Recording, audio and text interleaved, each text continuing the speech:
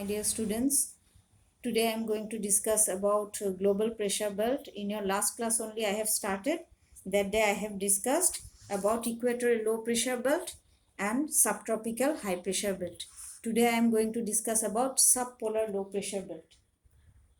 These pressure belts lie between 60 degree to 70 degree north and 60 degree to 70 degree south latitude in both the hemisphere. The Earth's rotational movement, all of you know that Earth has got two movement. One is rotation, another one is revolution. The Earth's rotational movement is more in these two pressure belts. As a result, what happened? The air of these two polar pressure belts deflects down. Deflects means bent outside, lower side, bent towards lower side, downward towards subtropical region. This one subtropical region, this one subtropical region, this one also subtropical region. This one subpolar, this one also subpolar. From subpolar region to air comes out and enter into the subtropical region. As a result, volume of air decreases in these two pressure belt, and as a result, what happened? Low pressure belt form here. Pressure become low. Now next one is polar high pressure belt. This one, these two, polar and polar. High pressure, high pressure. The two polar regions of the earth are extremely cold and covered with snow because sun rays cannot reach directly in these two regions.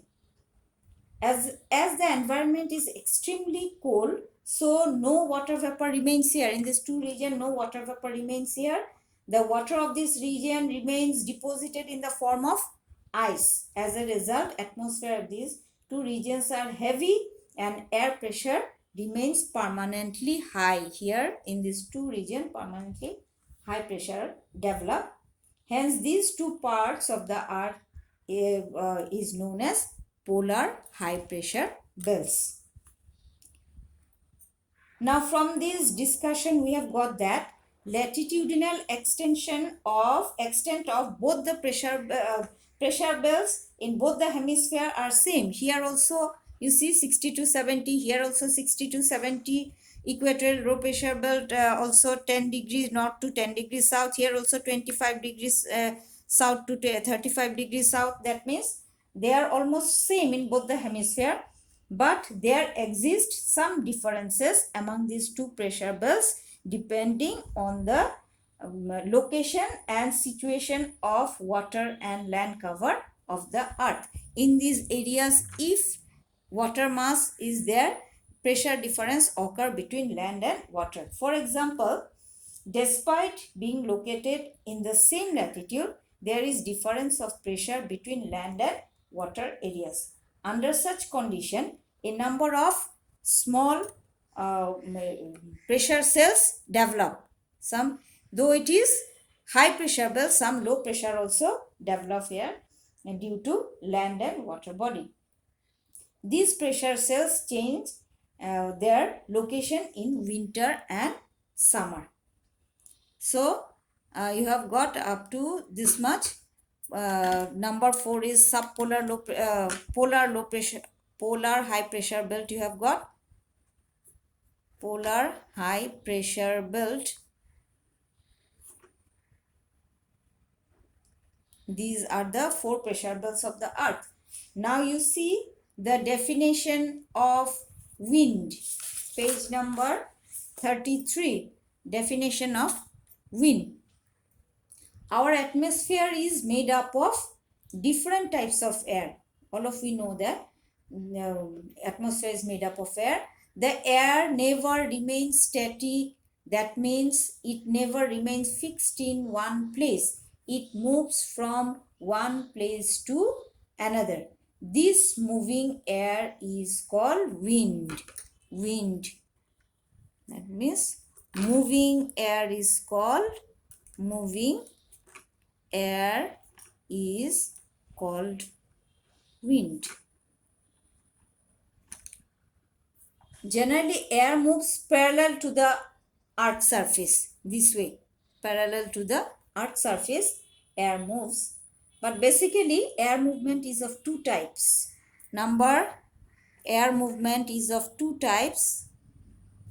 Air movement is of two types.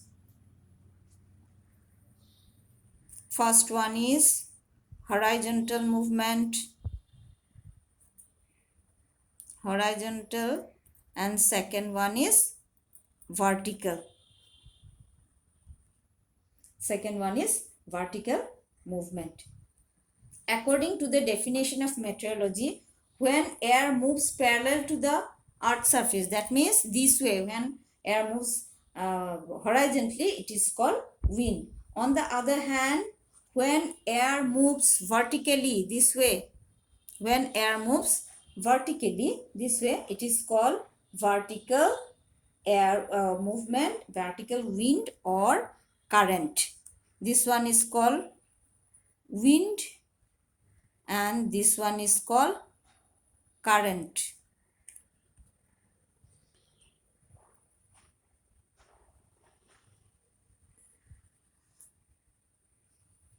Between these two movement of air, horizontal movement, this movement is more significant because the volume of air in horizontal movement is many times more than the vertical movement of air.